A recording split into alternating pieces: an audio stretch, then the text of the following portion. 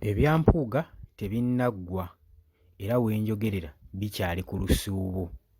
Mpuuga yandibanga obulamu n'embeera egenda mu maaso ebintu byongera kumuddugalira.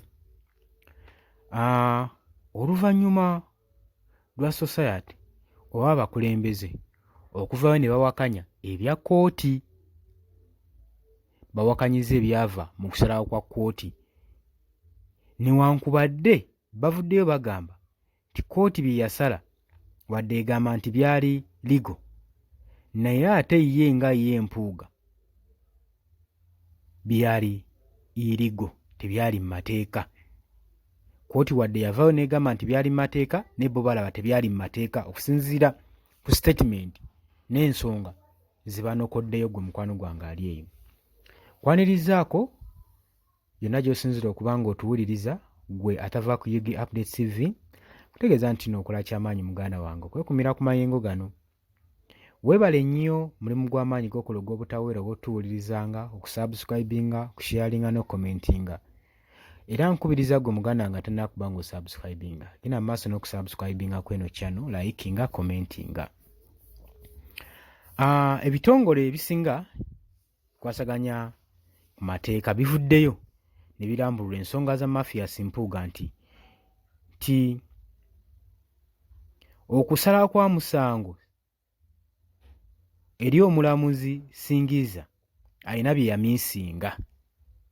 Bamugambye alina bye yamiisinga kubanga Mpuuga ne banne okubba kwa ssente kuno tekwali mu mateeka nga kkooti bwe yasazeewo nti kwali mu mateeka. Era bagamba nti nno Service Awards zino ezaali mu Parliamentary Commission tebyali mu mateeka, era bwe njogerera mu wiiki eno bikomyewo nga bikambwe nnyo okusinziira ku kkooti okuva ew'omulamuzi Douglas. Mbadde nkyakutwala mu maaso newankubadde yo kkooti nga esinziira eri omulamuzi Douglas Singiza ng'agamba nti nno Service Awards zino zaali mu ngeri zaali mu mateeka. Ffe si kye tugenda okutunuulira, tutunuulira ebintu bingi ebiri legal, tugatunuulira mu legal points. Legal kitegeeza ekintu ekiri mu mateeka, kati ffe twagala tutunuulire legal points eziruulinga omusango guno. Naye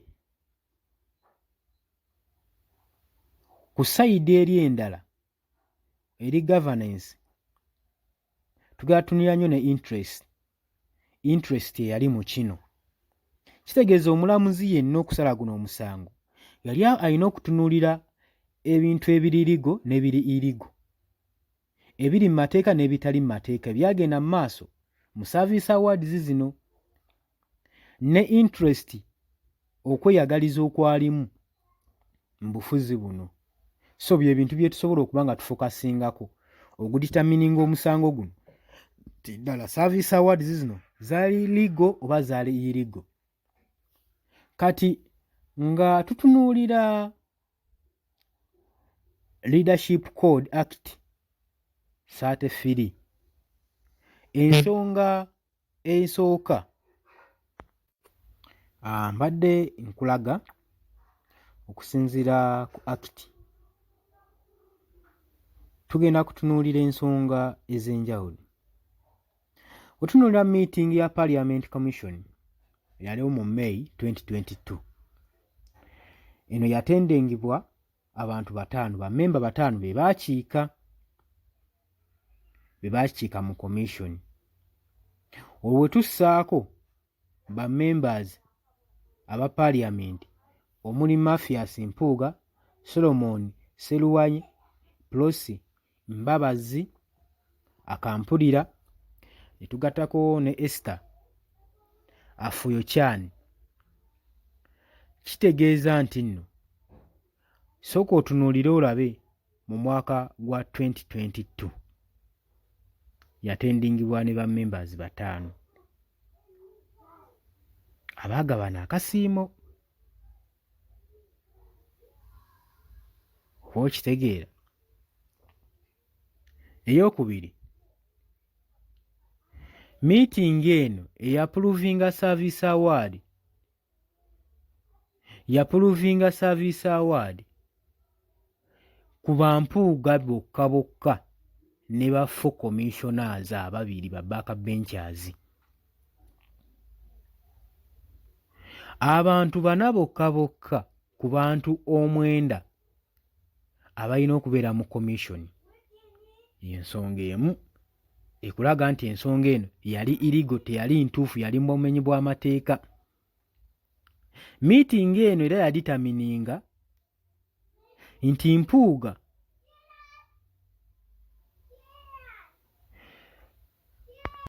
yalina okufuna bodyguard omu buli waaba afuluma woofiisi ye. Era woofiisi yali erina okugaana ku benefits effects ezinaabeeramu mu bwangu, oba ziri negative oba positive.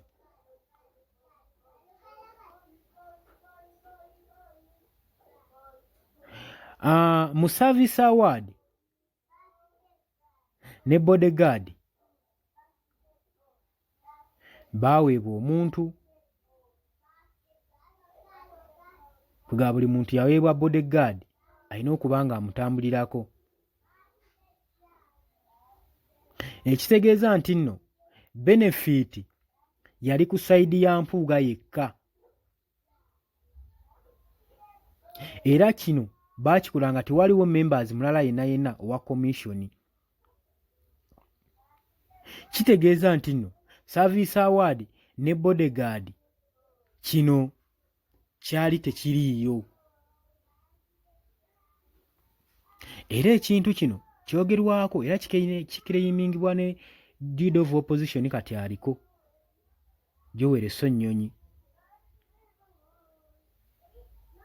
Era eyakyuzinga Mpuuga nga leader of opposition mu parliament.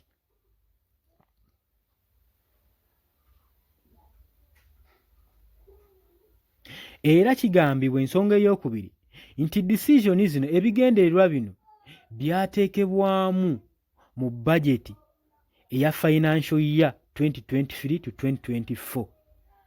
Ng'ensonga zino wammanga.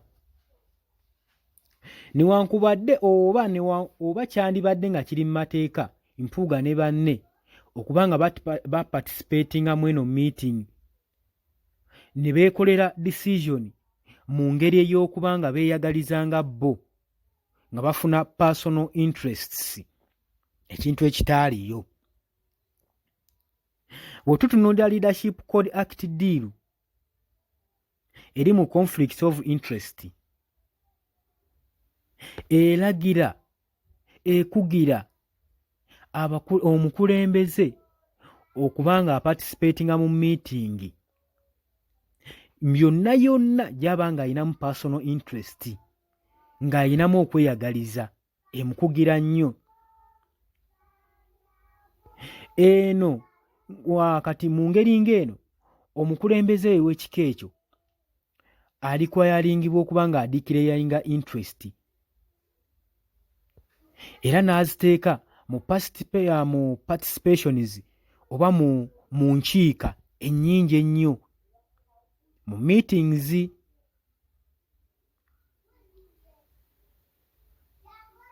Okusobola okuba nga tujjawo violation zonna eziyinza okuba ezaayitibwa mu meeting eno n'okuteekawo troubles ng'omukulembeze oba eri abakulembeze. Kitegeeza omukulembeze yenna eyeeyisa bw'atyo mu ngeri ng'eyo n'akiika mu nkiika ng'ezo z'ayinamu personal interest, omukulembeze oyo aba alina okuba nga abonerezebwa ng'aweebwa punishment ez'ekikanga, alina okuba nga agobebwa mu woofiisi. ze punishment omuntu ng'oyo ze bamuwa. Naye Mpuuga ne banne mu zino interest we baazikiikamu we beegabira Service Award eya 1.7 billion.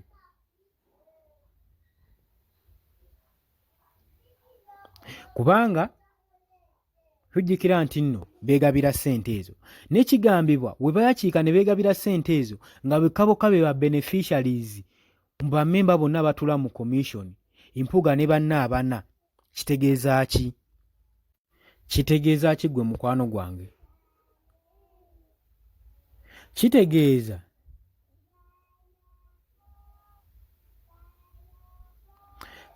nti nno nti decision eno baagikola nga bamaze okulaba nga bo bagenda okuba nga bafuna interest mu kintu kino. Kitegeeza baali balina okuwizidowinga bammembers bonna bonna okwatendinga meeting eno basobole okuba nga bakola ki? Nga bafunamu ekintu ekiraga nti nno omulamuzi abadde mukyamu ogamba nti nno meeting eno eya Service Awards okwegabira kano akasimo kwali ligo. Era okusinziira ne ku gundi zonna zonna ze tulazeemu okulaba nti no Service Awards zino zaapuluvingibwa mu budget ya Parliament. Kitegeeza nti nno kikuliyetingawo ensonga nti nno Service Awards zino zaali iligo.